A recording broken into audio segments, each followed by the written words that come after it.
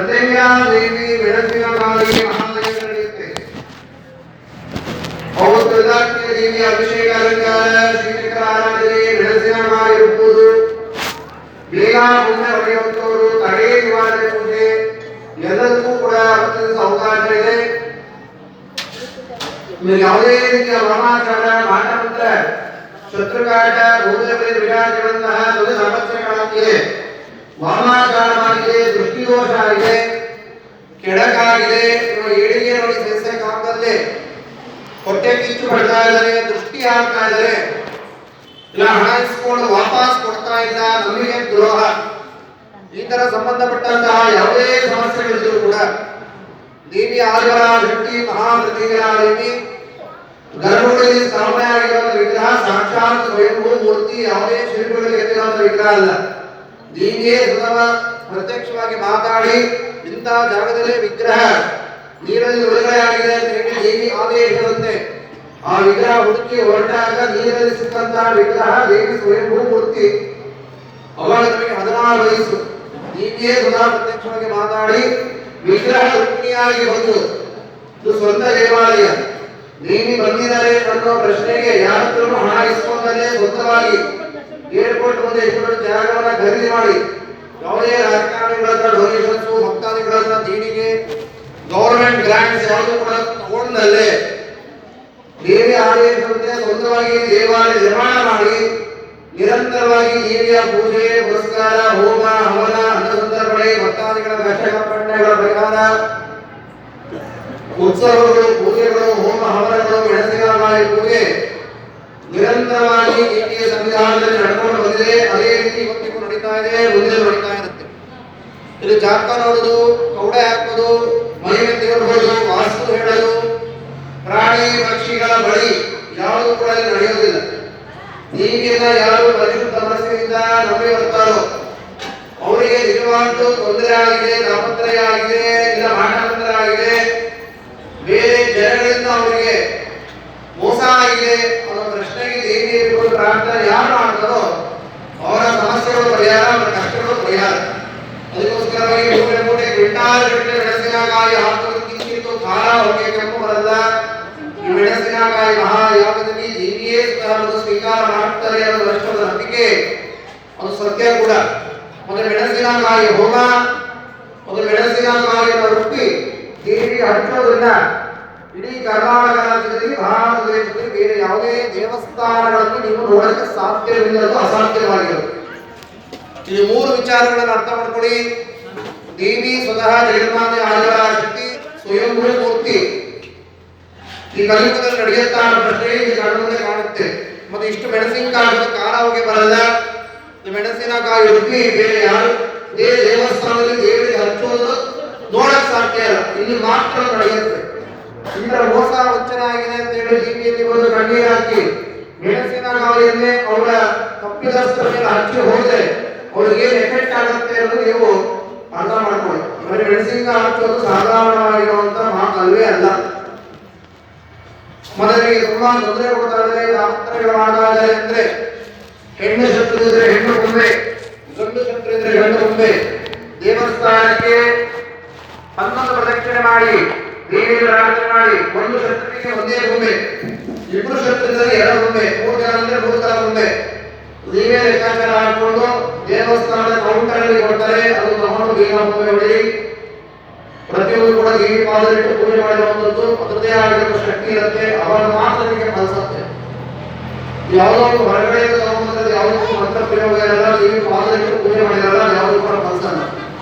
ದೇವಸ್ಥಾನದ ವತಿಯಿಂದ ದೇವಸ್ಥಾನದ ಆಡಳಿತ ಮಂಡಳಿಗೆ ದೇವಿ ಆದೇಶದಂತೆ ಭಕ್ತರ ಕಷ್ಟ ಕಾರ್ಪಣ್ಯಗಳು ಯಾವ ರೀತಿ ಇರುತ್ತೆ ಅಂತ ಗೊತ್ತು. ಅದಕ್ಕೆ ಅನುಸಾರವಾಗಿ ಪ್ರತಿಯೊಂದು ಪೂಜೆ ಪುರಸ್ಕಾರಗಳನ್ನ ಮಾಡಿ ಭಕ್ತರ ಕಷ್ಟಗಳ ಪರಿಹಾರಕ್ಕೆ ಅದು ಕೊಡ್ತಾರೆ. ಈ ಯಾವುದೋ 10 ರೂಪಾಯಿ ಕಮ್ಮಿ ಅಂತ ಅಂಗಡಿಯಿಂದ ತಂದು ಕಲಿಸಲ್ಲ. ಇನ್ನು ಶುಕ್ರವಾರದ ಪೂಜೆಯನ್ನ ಪಾಲಿಸುವಂತಹ ಭಕ್ತಾದಿಗಳು 5 ಶುಕ್ರವಾರವೇ ಪೂಜೆಗಳನ್ನ ಪಾಲಿಸಬೇಕು. ಭಾನುವಾರಗಳಲ್ಲಿ ಪೂಜೆಯನ್ನು ಪಾಲಿಸ್ತಾ ಇರುವಂತವರು 5 ಭಾನುವಾರ ಪೂಜೆಯನ್ನ ಪೂರ್ಣ ಮಾಡಬೇಕು. ಎಷ್ಟೋ ಜನ ಭಕ್ತಾದಿಗಳು 2 ವಾರ 3 ವಾರ ಮಾಡೋದು ಕಷ್ಟ, ಸ್ವಲ್ಪ ಸಮಸ್ಯೆ ಪರಿಹಾರ ಆಗಿದೆ ಅಂತ ತಕ್ಷಣ ಪೂಜೆಯ ಅರ್ಧಕ್ಕೆ ಕೈ ಬಿಡ್ತಾರೆ. ಕೊಡ್ತಾ ಇದ್ದಾರೆ. ಕೇಳಿದ್ರೆ ಶಿವಮೊಗ್ಗ ದೂರ, ನೆಕ್ಸ್ಟ್ ಯಾವ್ದಾದ್ರು ಅಮಾವಾಸ್ಯೆ ದೊಡ್ಡ ಪೂಜೆಗೆ ಹೋಗೋಣ ಅಂತ ಹೇಳ್ತಾರೆ. ಆ ರೀತಿ ಮಾಡಿದ್ರೆ ಆಗೋದಿಲ್ಲ. ನಿಮ್ಮ ಸಮಸ್ಯೆಗಳು ಕರೆಕ್ಟ್ ಆಗಿ ಪೂರ್ಣವಾಗಿ ಪರಿಹಾರ ಆಗಬೇಕು ಅಂದ್ರೆ ದೇವಿ ಆಲಯದಂತೆ 5 ವಾರಗಳ ಪೂಜೆಯನ್ನ ಪೂರ್ಣ ಮಾಡೋದು ಬಹಳನೇ ಮುಖ್ಯ ಮತ್ತು ಕಡ್ಡಾಯ. ತುಂಬಾ ಜನ ಏನ್ ಮಾಡ್ತಾರೆ, 2 ವಾರ ಆದ ತಕ್ಷಣ ಸ್ವಲ್ಪ ಸಮಸ್ಯೆ ಪರಿಹಾರ ಆಗಿ ಆದ ತಕ್ಷಣ ಆ ಪೂಜೆ ಅರ್ಧಕ್ಕೆ ನಿಲ್ಲಿಸ್ತಾರೆ. ಮತ್ತೊಂದು 2 ತಿಂಗಳು 3 ತಿಂಗಳು ಆದ್ಮೇಲೆ ಆ ಸಮಸ್ಯೆ ಮತ್ತೆ ಬರುತ್ತೆ. ಅವಾಗ ಮತ್ತೆ ಉಳ್ಕೊಂಡು ಬರ್ತಾರೆ. ನಾವು ಅವತ್ತು ಬಂದಿದ್ವಲ್ಲ ಗುರುಜಿ ಅಂತಾರೆ. ನಾವು ಹೇಗೆ ನಾವು ಕಳ್ಕೊಳ್ಳೋದಕ್ಕೆ ಸಾಧ್ಯ? ನೀವು ಒಂದು ಪೂಜೆಯನ್ನ ಕೈಗೊಂಡಿದ್ದೀರಾ ಅಂದಮೇಲೆ ಆ ಪೂಜೆನ ಕರೆಕ್ಟ್ ಆಗಿ ಪಾಲಿಸಬೇಕು, ಆ ಪೂಜೆಯನ್ನ ಪೂರ್ಣ ಮಾಡಬೇಕು. ಅವಾಗ ಮಾತ್ರ ಫಲ ಮಾಡೋದಕ್ಕೆ ಸಾಧ್ಯ. ಏನೋ ನಾನು ಮಾಡಿದೆ, 1 ವಾರ 2 ವಾರ ಮಾಡಿದೆ, ಬಿಟ್ಟುಬಿಟ್ಟೆ, ಶಿವಮೊಗ್ಗ ದೂರ, ಈ ಕೆಲವೊಬ್ಬರು ಹೆಣ್ಮಕ್ಳು ಪೂಜೆ ಮಾಡ್ತಾ ಇದ್ವಿ, ನಾವು ಬರುವ ಹಾಗಿರಲಿಲ್ಲ, ಮುಟ್ಟಾಗಿ ಅಂತಾರೆ. ಆಯ್ತು, ಆ ರೀತಿ ಆದಾಗ ಆ 1 ವಾರವನ್ನು ಬಿಟ್ಟು ಮತ್ತೆ ನಿಮ್ಮ ಸ್ನಾನ ಶುದ್ಧಾಚರಣೆಗಳೆಲ್ಲ ಮಾಡಿಕೊಂಡು ಮತ್ತೆ ಮುಂದಿನ ವಾರದಿಂದ 2ನೇ ವಾರದ ಸ್ಥಿತಿಯೋ 3ನೇ ವಾರದ ಸ್ಥಿತಿಯೋ ಆ ಪ್ರಕಾರ ನೋಡಿಕೊಂಡು 5 ವಾರಗಳನ್ನ ಪೂರ್ಣ ಮಾಡಬೇಕು. ಈಗ ನಾವು ಬರೋ ಹಾಗಿಲ್ಲ ಅಂತ ಹೇಳಿ ಮುಂದೆ ಯಾವುದೋ 2 ತಿಂಗಳು ಬಿಟ್ಟು ಬರುವಂತದ್ದಲ್ಲ. ಕರೆಕ್ಟ್ ಆಗಿ ಕೇಳಿಸ್ಕೊಳ್ಳಿ. ಮೆಣಸಿನಕಾಯಿ ಇರುವಂತ ಭಕ್ತಾದಿಗಳು 42 ಪ್ರದಕ್ಷಿಣೆ ಮಾಡಬೇಕು. ಮೆಣಸಿನಕಾಯಿನ ರುಬ್ಬಬೇಕಾದ್ರೆ, ಪ್ರದಕ್ಷಿಣೆ ಮಾಡಬೇಕಾದ್ರೆ ಮತ್ತೆ ಯಾವತ್ತಿಗೂ ಮಾತಾಡಬಾರದು, ಬೇರೆ ಎಲ್ಲೂ ಕೂಡ ನಿಮ್ಮ ಗಮನ ಇರಬಾರದು. ನಿಮಗೆ ಕಷ್ಟ ಇದೆ, ಸಮಸ್ಯೆ ಇದೆ, ಅಷ್ಟು ಮಾತ್ರ ದೇವಿಗೆ ಪ್ರಾರ್ಥನೆ ಮಾಡಿ ಸಮಸ್ಯೆ ಪರಿಹಾರಕ್ಕೆ ದೇವಿಗೆ ಮೆಣಸಿನಕಾಯಿ ಹಚ್ಚಿ ಪೂಜೆಯನ್ನು ಸಮರ್ಪಣೆ ಮಾಡಬೇಕು. ಅರಿಶಿಣ ಬಣ್ಣದ ವಸ್ತ್ರ ಕಡ್ಡಾಯ. ಎಲ್ಲಾ ಭಕ್ತಾದಿಗಳಿಗೆ ಹೇಳುವಂತ ವಿಚಾರ, ಅಮಾವಾಸ್ಯೆಯಲ್ಲಿ, ಪೌರ್ಣಿಮೆಯಲ್ಲಿ, ಭಾನುವಾರಗಳಲ್ಲಿ ಬರುವಂತಹ, ಶುಕ್ರವಾರಗಳಲ್ಲಿ ಬರುವಂತಹ ಭಕ್ತಾದಿಗಳು ನಿಮ್ಮ ಮನೆಯಲ್ಲಿ ಯಾವುದೇ ಅರಿಶಿಣ ಬಣ್ಣದ ವಸ್ತ್ರ ಇದೆ ಅದನ್ನೇ ಹಾಕೊಂಡು ಬರಬೇಕು. ಇಲ್ಲದೆ ದೇವಸ್ಥಾನದ ವತಿಯಿಂದಲೇ ಕೊಡ್ತಾರೆ, ದೇವಿಯ ಪಾದಕ್ಕೆ ಪೂಜೆ ಮಾಡಿರುವಂತದ್ದು, ಅದನ್ನ ಹಾಕೊಂಡು ಬರಬೇಕು. ದೇವಸ್ಥಾನದಿಂದ ಒಳ್ಳೆಯದಾಗಬೇಕು ಅಂದ್ರೆ ಅಲ್ಲಿ ನಡೆಯುವಂತ ಎಲ್ಲ ವಿಚಾರಗಳನ್ನು ನೀವು ಪಾಲಿಸಬೇಕು. ಬರೀ ದೇವರನ್ನ ನೋಡಿ ಹೋಗೋದ್ರಿಂದ ಒಳ್ಳೇದಾಗುತ್ತೆ ಅನ್ನೋದು ತಪ್ಪು. ದೇವರನ್ನ ನೋಡಿದ ಮೇಲೆ ಪ್ರಸಾದ ಸ್ವೀಕಾರ ಮಾಡೋದಷ್ಟು ಮುಖ್ಯನೋ, ದೇವರ ಕುಂಕುಮ ನೋಡೋದಷ್ಟು ಮುಖ್ಯನೋ, ದೇವಸ್ಥಾನಕ್ಕೆ ಬಂದ ಮೇಲೆ ಮಂಗಳಾರತಿ ನೋಡೋದಷ್ಟು ಮುಖ್ಯನೋ, ಆ ರೀತಿ ಪ್ರತಿಯೊಂದು ಸಣ್ಣ ವಿಚಾರಗಳು ಈ ದೇವಸ್ಥಾನದಲ್ಲಿ ಬಹಳ ಮುಖ್ಯ. ಯಾಕೆ ಬೇರೆ ದೇವಸ್ಥಾನದಲ್ಲಿ ಅರಿಶಿಣ ಬಟ್ಟೆ ಹಾಕೊಂಡು ಬನ್ನಿ, ಇದೇ ತರ ಮಾಡಿ ಅದೇ ತರ ಮಾಡಿ ಅಂತ ಹೇಳಲ್ಲ. ಯಾಕೆ ನಿಮ್ಮ ದೇವಸ್ಥಾನದಲ್ಲಿ ಮಾತ್ರ ಹೇಳ್ತೀರಾ ಅನ್ನೋ ಪ್ರಶ್ನೆಗೆ, ಬೇರೆ ದೇವಸ್ಥಾನದಲ್ಲಿ ಮೆಣಸಿನಕಾಯಿ ರುಬ್ಬಲ್ಲ, ಬೇರೆ ದೇವಸ್ಥಾನದಲ್ಲಿ ತಡೆ ಹೊಡೆಯಲ್ಲ, ಬೇರೆ ದೇವಸ್ಥಾನದಲ್ಲಿ ಬೊಮ್ಮೆ ಹೊಡೆಯಲ್ಲ, ಬೇರೆ ದೇವಸ್ಥಾನದಲ್ಲಿ ನಿಮಗೆ ಮೆಣಸಿನಕಾಯಿ ಹೋಮ ಆಗಿರ್ಬೋದು, ಇಲ್ಲ ನಿಮಗೆ ಯಾವುದೇ ಇಲ್ಲಿ ಸಮಸ್ಯೆ ಪರಿಹಾರ ಅಂತ ಇರೋದಿಲ್ಲ. ನೀವು ಎಂತ ದೊಡ್ಡ ದೇವಸ್ಥಾನಕ್ಕೆ ಹೋದರೂ ಕೂಡ ಬರೀ ದೇವರನ್ನ ನೋಡಬೇಕು, ಮುಂದೆ ಹೋಗ್ಬೇಕು. ಅದ್ರ ಸ್ಪೆಷಲ್ ಆಗಿ ನಿಮ್ಮ ಸಮಸ್ಯೆಗೆ ಏನೋ ಒಂದು ಪರಿಹಾರದ ಪೂಜೆ, ಈಗ ತಡೆ ಹೊಡೆಯೋದಾಗಿರ್ಬೋದು, ಮೆಣಸಿನಕಾಯಿ ರುಬ್ಬೋದಾಗಿರ್ಬೋದು ನಡೆಯೋದಿಲ್ಲ.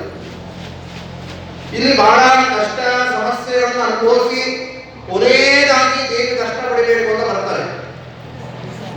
ಎಲ್ಲೆಲ್ಲೋ ಹೋಗಿ ಆಗಿಲ್ಲ ಅಂತ ಅಲ್ಲಿ ಅರ್ಥ ಮಾಡ್ಕೋಬೇಕಾದ ವಿಚಾರ ಏನಪ್ಪ ಅಂದ್ರೆ, ಎಲ್ಲೆಲ್ಲೋ ಹೋಗಿ ಆಗಿಲ್ಲ ಅಂದ್ರೆ ನನ್ನ ಸಮಸ್ಯೆ ಬಹಳ ಬಲಿಷ್ಠವಾಗಿದೆ, ಆ ಬಲಿಷ್ಠವಾಗಿರುವಂತಹ ಸಮಸ್ಯೆ ಎಂತ ದೇವಸ್ಥಾನಕ್ಕೆ ಹೋದ್ರೂ ಪರಿಹಾರ ಆಗ್ತಾ ಇಲ್ಲ, ಅಷ್ಟೊಂದು ಪವರ್ಫುಲ್ ಆಗಿ ನಮ್ಮ ಮೇಲೆ ಏನೋ ಮಾಡೋ ಮಂತ್ರವೋ ಏನೋ ಕುಂಕುಮ ಏನೋ ಮಾಡಿಸ್ಬಿಟ್ಟಿದ್ದಾರೆ, ಅದನ್ನ ಪರಿಹಾರ ನಾವು ಮಾಡ್ಕೊಬೇಕು ಅಂದ್ರೆ ಕೆಲವೊಂದು ವಿಚಾರಗಳನ್ನ ನಾವು ಕರೆಕ್ಟ್ ಆಗಿ ಪಾಲಿಸಿ ದೇವಿ ಮಂತ್ರವನ್ನ ಹೇಳ್ಕೊಂಡು ಒಳ್ಳೇದಾಗುತ್ತೆ ಅನ್ನೋದು ಅರ್ಥ ಮಾಡ್ಕೋಬೇಕು. ಇಲ್ಲಿ ದೇವಿ ಜಗನ್ಮಾತೆ ಅವರ ಗಟ್ಟಿ ಪೂರ್ತಿ ನಿಜವಾಗ್ಲೂ ಭೂಮಿಯವರ ದೇವಿ ಒಂದು ಮಾತನಾಡಿ ವಿಗ್ರಹ ಸ್ಥಾಪನೆ ಆದ ಪ್ರಶ್ನೆಗೆ ಭಕ್ತಾದಿಗಳೇ ಉತ್ತರ ಕೊಡ್ತಾರೆ. ಆ ಪ್ರಕಾರವಾಗಿ ಇಲ್ಲಿ ಬೇರೆ ದೇವಸ್ಥಾನದಲ್ಲಿ ನಡೆಯೋದಿಲ್ಲ. ಅದರದೇ ಆಗಿರುವಂತದ್ದು ಅಂದ್ರೆ ದೇವಿ ನಮಗೆ ಆದೇಶ ಮಾಡ್ತಾರೆ. ಆ ಪ್ರಕಾರವಾಗಿ ನಾವೆಲ್ಲರೂ ಕೂಡ ಇಲ್ಲಿ ಪಾಲಿಸಿಕೊಂಡು ಬಂದಿರೋದು. ನಿರಂತರವಾಗಿ ಭಕ್ತ ಸಮೂಹ ಏರಿಕೆಯಾಗಿ ಬರ್ತಾ ಇದೆ. ಭಾನುವಾರಗಳಲ್ಲಿ ಅಮಾವಾಸ್ಯೆಯಲ್ಲಿ ಬಂದರೆ ದೇವಿ ಕಷ್ಟ ಮಾಡೋದು ಕಷ್ಟ ಇದೆ. ಭಾನುವಾರಗಳಲ್ಲಿ ಬಂದಿರುವಂತ ಭಕ್ತರಿಗೆ ಆಗೋದಿಲ್ಲ, ಅಮಾವಾಸ್ಯೆಯಲ್ಲಿ ಬಂದವರಿಲ್ಲ, ಇಷ್ಟು ಹೊಸ ಇವತ್ತೇ ಗೊತ್ತಿರಲ್ಲ, ಇವತ್ತೇ ಫಸ್ಟ್ ಬಂದ ರಚನೆ ಕೈತಿ ಅರ್ಥ ಮಾಡ್ಕೊಳ್ಳಿ. ಹೋದ ವಾರವೂ ಕೂಡ ಪೂಜೆ ನಡೆದಿದೆ, ಹೋದ ಭಾನುವಾರವೂ ಕೂಡ ಪೂಜೆ ನಡೆದಿದೆ, ಅಮಾವಾಸ್ಯೆಯಲ್ಲಿ ಪೂಜೆ ನಡೆದಿದೆ. ಇದರಿಂದ ದಿನಕ್ಕೆ ಹೊಸ ಭಕ್ತಾದಿಗಳ ಸಂಖ್ಯೆ ಹೆಚ್ಚು. ಹೊಸ ಭಕ್ತಾದಿಗಳ ಸಂಖ್ಯೆ ಯಾಕೆ ಹೆಚ್ಚಾಗಿ ಬರುತ್ತೆ? ಹಳುಬು ಕಮ್ಮಿ ಅಂದ್ರೆ ಹಳುಬರ ಸಮಸ್ಯೆ ಅಷ್ಟು ಬೇಗ ಪರಿಹಾರ ಆಗ್ತದೆ. ಪರಿಹಾರ ಆದ್ಮೇಲೆ ಮತ್ತೆ ಹೊಸ ಜನಗಳು ಬರ್ತಾ ಇದ್ದಾರೆ, ಹೊಸ ಭಕ್ತಾದಿಗಳು ಬರ್ತಾ ಇದ್ದಾರೆ. ಒಂದು ಹಾಸ್ಪಿಟಲ್ ಹೋದ್ರು ಕೂಡ ಅದು ಹೋದ ತಕ್ಷಣ ಗುಣ ಆಗ್ಬೇಕು, ಮತ್ತೆ ಹೊಸ ಪೇಷಂಟ್ ಬರಬೇಕು. ಹೊಸದಾಗಿರುವಂತ ಜೀವನ, ಹೊಸದಾಗಿರುವಂತಹ ಭಕ್ತಾದಿಗಳು ಬರಬೇಕು, ಹೊಸದಾಗಿರುವಂತಹ ಪೂಜೆ ಪುನಸ್ಕಾರಗಳು ನಡೀತಾ ಇರಬೇಕು, ಜೀವನ ಕಾಲಚಕ್ರ ನಡೀತಾ ಇರಬೇಕು. ಬಂದಂತವರಿಗೆ ಏನೂ ಒಳ್ಳೆದಾಗ್ತಾ ಇಲ್ಲ ಅಂದ್ರೆ ಯಾಕೆ ಮತ್ತೆ ಹೊಸ ಜನ ಬರ್ತಾರೆ ಅಲ್ವಾ? ಮತ್ತೆ ಹೊಸದಾಗಿ ಬಂದಿರುವಂತ ಸಂಖ್ಯೆ ಜಾಸ್ತಿ ಇದ್ದಾಗ ನಾವು ಪ್ರತಿಯೊಂದು ವಿಚಾರಗಳು ನೀವು ಬಿಡಿಸಿ ಹೇಳಬೇಕಾಗುತ್ತೆ. ಯಾಕೆ ಎಷ್ಟೋ ದೇವಸ್ಥಾನಕ್ಕೆ ಹೋಗಿರ್ತಾರೆ, ಏನೇನೋ ವಿಚಾರಗಳು ಕೇಳಿರ್ತಾರೆ, ಇಲ್ಲಿ ಬಂದ ಮೇಲೆ ಯಾವ ರೀತಿ ಅಂತ ನಾವು ಅರ್ಥ ಮಾಡ್ಕೊಂಡು ಅದನ್ನ ನೀವು ಕರೆಕ್ಟ್ ಆಗಿ ಪಾಲಿಸಿದಾಗ ಮಾತ್ರ ಸಮಸ್ಯೆ ಪರಿಹಾರ. ಬರೀ ಜೀವನದಲ್ಲಿ ಸಮಸ್ಯೆ ಪರಿಹಾರ ಮಾಡ್ಕೊಳ್ಳೋದು ಅಷ್ಟೇ ಅಲ್ಲದೆ ನಾವು ದೇವಿಯನ್ನ ಸದಾಕಾಲ ನಂಬಿ ಸದಾಕಾಲ ದೇವಿಯ ಸನ್ನಿಧಾನದಲ್ಲಿ ಹೇಳುವಂತಹ ವಿಚಾರಗಳನ್ನು ನಾವು ಪಾಲಿಸ್ತಾ ಇದ್ದಾಗ ನಮಗೆ ಸಮಸ್ಯೆಗಳೇ ಬರುವುದಿಲ್ಲ. ಸಮಸ್ಯೆ ಬಂದಾಗ ನಾವು ದೇವಿಯನ್ನ ಹುಡುಕಿ ಹೋಗುವಂಥದ್ದು, ಅವಾಗ ನಾವೇನೋ ದೇವ್ರ ಪೂಜೆ ಮಾಡ್ತೀವಿ ಅನ್ನುವಂಥದ್ದಲ್ಲ. ಪ್ರತಿನಿತ್ಯ ನಾವು ದೇವಸ್ಥಾನದಲ್ಲಿ ಬೇರೆ ಯಾವ ದೇವಸ್ಥಾನದಲ್ಲಿ ಹೇಳೋದಿಲ್ಲ. ಇಲ್ಲಿ ಟಿವಿ ಮಾಧ್ಯಮದಲ್ಲಾಗಿರ್ಬೋದು, ಸೋಷಿಯಲ್ ಮೀಡಿಯಾದಲ್ಲಾಗಿರ್ಬೋದು, ಇಲ್ಲ ಸನ್ನಿಧಾನಕ್ಕೆ ಬಂದಂತಹ ಭಕ್ತಾದಿಗಳಾಗಿರ್ಬೋದು, ಎಲ್ಲರಿಗೂ ಕೆಲವೊಂದು ವಿಚಾರಗಳನ್ನ ದೇವಸ್ಥಾನದ ಆಚಾರ ಅನುಷ್ಠಾನಗಳನ್ನ ಹೇಳ್ತಾ ಇರ್ತೀವಿ. ಮತ್ತೆ ಮನೆಯಲ್ಲಿ ಏನು ಪಾಲಿಸಬೇಕು ಅನ್ನೋದು ಕೂಡ ಹೇಳ್ತಾ ಇರ್ತೀವಿ. ಆ ರೀತಿ ಮಾಡಿದಾಗ ನಿಮ್ಮ ಮನೆಯಲ್ಲಿ ಯಾವುದೇ ಕೆಳಕುಗಳು, ತೊಂದರೆಗಳು, ದೃಷ್ಟಿ, ವಾಮಾಚಾರ, ಮಾಟಮಂತ್ರ, ಕೆಟ್ಟದ್ದು, ಅಕಸ್ಮಾತ್ ಯಾವುದೇ ದೊಡ್ಡ ಸಮಸ್ಯೆ ಎದುರಾಗಬೇಕು ಅಂದ್ರೂ ಕೂಡ ನೀವು ನಿತ್ಯ ಮಾಡ್ತಾ ಇರುವಂತ ದೇವಿಯ ಪೂಜೆ ಪುನಸ್ಕಾರದಿಂದ, ದೇವಿಯ ಅನುಗ್ರಹದಿಂದ ಅದು ಕ್ಷಣ ಮಾತ್ರದಲ್ಲಿ ದೊಡ್ಡ ಗಾತ್ರದಲ್ಲಿ ಆಗಬೇಕಾಗಿರೋದು ನಿಮಗೆ ಅದು ಪರಿಹಾರವಾಗಿ ಹೋಗುತ್ತೆ. ಅದಕ್ಕೋಸ್ಕರ ಎಲ್ಲ ಮನೆಯಲ್ಲಿ ದೇವಿಯ ಫೋಟೋವನ್ನ ಎಡಭಾಗದಲ್ಲಿ ಹಾಕಬೇಕು. ಮುಂಭಾಗದ ಎಂಟ್ರೆನ್ಸ್ ಅಲ್ಲಿ ದೇವರ ಮನೆಯಲ್ಲಿ ದೇವಿಯ ಶ್ರೀಚಕ್ರವನ್ನ, ಪ್ರತ್ಯಂಗರಾದೇವಿ ಚಕ್ರವನ್ನ, ಮಹಾಪ್ರತ್ಯಂಗರಾದೇವಿ ಫೋಟೋ ಇಟ್ಟು ಪೂಜೆ ಮಾಡಬೇಕು. ಕಳೆದ ರೀತಿ ಎಲ್ಲರ ಮನೆಯಲ್ಲಿ 108 ಬಾರಿ ಮಹಾಪ್ರತ್ಯಂಗರಾದೇವಿ ಮಂತ್ರವನ್ನ ಹೇಳಲೇಬೇಕು. ಮಂತ್ರ ಹೇಳೋದಕ್ಕೆ ಜಪಮಾಲೆಯನ್ನು ದೇವಸ್ಥಾನ ವತಿಯಿಂದಲೇ ಕೊಡ್ತಾರೆ. ದೇವಿ ಪಾದಕ್ಕೆ ಪೂಜಿಸಿರುವಂತಹ ಚಕ್ರವನ್ನ ಕೊಡ್ತಾರೆ.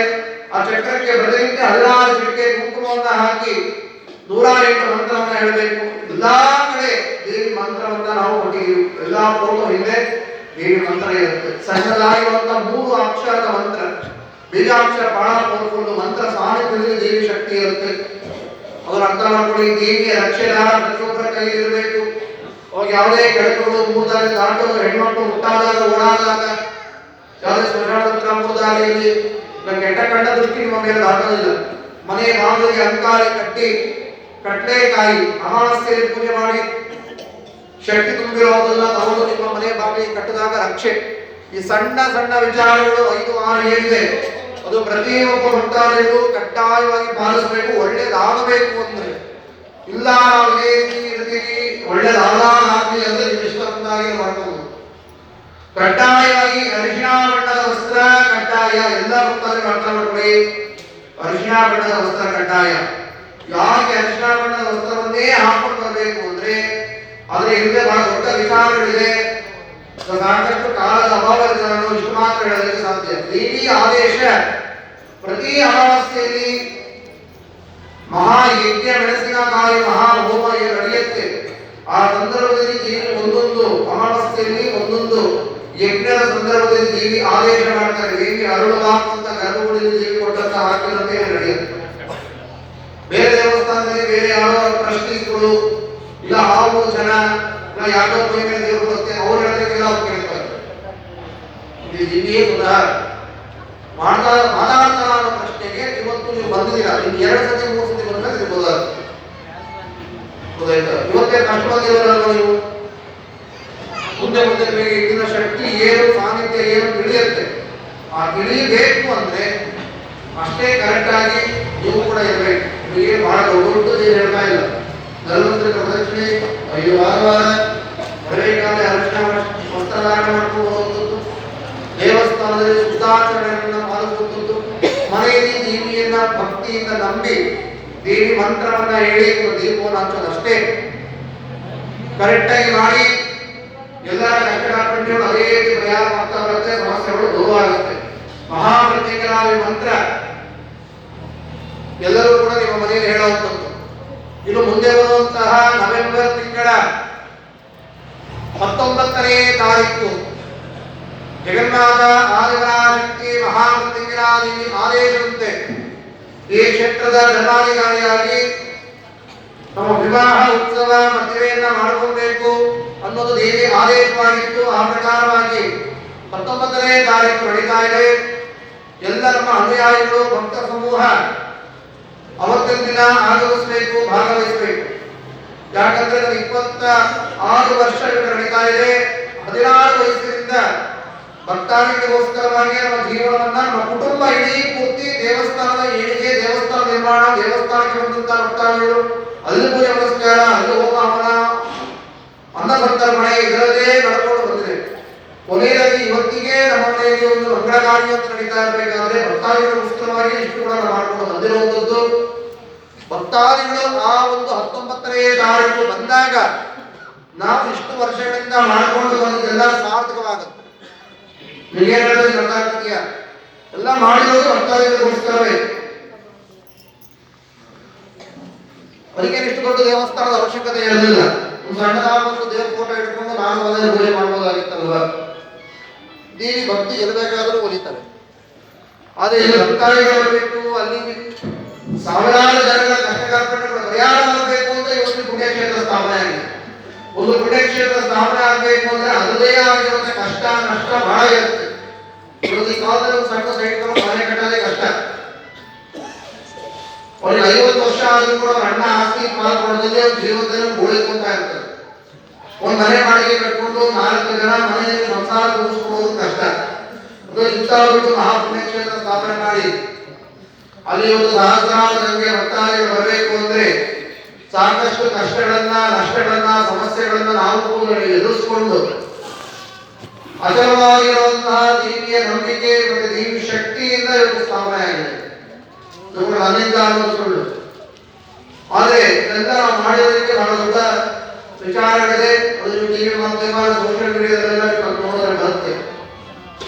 ಆದ್ರೆ ಕೊನೆಯದಾಗಿ ನಾನು ಹೇಳುವಂಥದ್ದು ಏನಪ್ಪ ಅಂದ್ರೆ ಇವೆಲ್ಲರೂ ಬಂದಾಗ ಇದೆಲ್ಲ ಮಾಡಲಿಕ್ಕೆ ಸಾಧ್ಯವಾಗುತ್ತೆ. ಎಲ್ಲಾ ದೇವಸ್ಥಾನ ಮಠಾಧೀಶರುಗಳು ಕರ್ನಾಟಕ ರಾಜ್ಯದಲ್ಲಿ ಹೊರ ಭಾಗಗಳಿಂದ, ಹೊರ ರಾಜ್ಯಗಳಿಂದ, ಹೊರ ದೇಶಗಳಿಂದಲೂ ಕೂಡ ನಮ್ಮ ಭಕ್ತಾದಿಗಳು ಬರ್ತಾ ಇದ್ದಾರೆ. ಅದೇ ರೀತಿ ಎಲ್ಲಾ ದೇವಸ್ಥಾನ ಧರ್ಮಾಧಿಕಾರಿಗಳು, ಮಠಾಧೀಶರು, ಗಣ್ಯರು, ಸಿನಿಮಾ ಸರಪಣಿಗಳು, ಸಹಸ್ರಾರು ಸಂಖ್ಯೆ ಭಕ್ತಾದಿಗಳು ಎಲ್ಲರೂ ಕೂಡ ಒಂದು ದಿನ ಭಾಗವಹಿಸ್ತಾ ಇದ್ದಾರೆ. ಶಬರಿಮಲೆ ಧರ್ಮಶಾಸ್ತ್ರಕ್ಕೆ ಅಯ್ಯಪ್ಪ ಸ್ವಾಮಿ ದೇವಸ್ಥಾನ ಮಂತ್ರಿ ಮೇಲ್ಶಾಂತಿಗಳಿಂದ ಹಿಡಿದು ಕರ್ನಾಟಕ ರಾಜ್ಯ ಅಧಿದೇವತೆ ಮೈಸೂರು ಚಾಮುಂಡೇಶ್ವರಿಯಿಂದ ಹಿಡಿದು ಕೊಲ್ಲೂರು ಮೂಕಾಂಬಿಕಾ ಸನ್ನಿಧಾನದಿಂದ ಕೋಳಿ ಮಠದ ಸಿದ್ಧಂಕರ ಶ್ರೀಗಳು, ತ್ರಿವೀರ ದಾಸೋಹಿಗಳು, ಮಹಾಯತಿಗಳು, ಆ ಎಲ್ಲಾ ಪೀಠದ ಜಗದ್ಗುರುಗಳು, ಜಗದ್ಗುರು ಪಂಚಾಚಾರ್ಯರು, ರಂಭಾಪುರಿ ಶ್ರೀಗಳು, ಎಲ್ಲಾ ಸ್ವಾಮಿಗಳು, ಸನ್ಯಾಸಿಗಳು ಎಲ್ಲರೂ ಬರ್ತಾ ಇದ್ದಾರೆ. ಎಲ್ಲರ ಆಶೀರ್ವಾದವು, ಎಲ್ಲಾ ಕ್ಷೇತ್ರದ ಪ್ರಸಾದವು, ಎಲ್ಲಾ ಸ್ವಾಮಿಗಳ ಅನುಗ್ರಹವು ಎಲ್ಲರಿಗೂ ಕೂಡ ಒಂದು ಹೋಮ ಹವನ ಪೂಜೆ ನಮಸ್ಕಾರ ವಿಶೇಷ ಕಾರ್ಯಕ್ರಮಗಳು ಎಲ್ಲ ನಡೀತಾ. ಎಲ್ಲರೂ ಒಂದು ಬನ್ನಿ ಅಂತ ಮುಖಾಂತರವಾಗಿ ನಮಗೆ ತಿಳಿಸ್ತಾ ದೇವಿಯ ಮಂತ್ರವನ್ನ ಎಲ್ಲರೂ ಕೂಡ ಅದೇ ಜಪ ಮಾಡಿ ಹೇಳಿ. ಓಂ ಐಂ ಹ್ರೀಂ ಶ್ರೀಂ ಮಹಾಮೃತ್ಯುಂಜಯಾದೇವಿ ನಮಃ. ಓಂ ಐಂ ಹ್ರೀಂ ಶ್ರೀಂ ಮಹಾಮೃತ್ಯುಂಜಯಾದೇವಿ ನಮಃ. ಓಂ ಐಂ ಹ್ರೀಂ ಶ್ರೀಂ ಮಹಾಮೃತ್ಯುಂಜಯಾದೇವಿ ನಮಃ.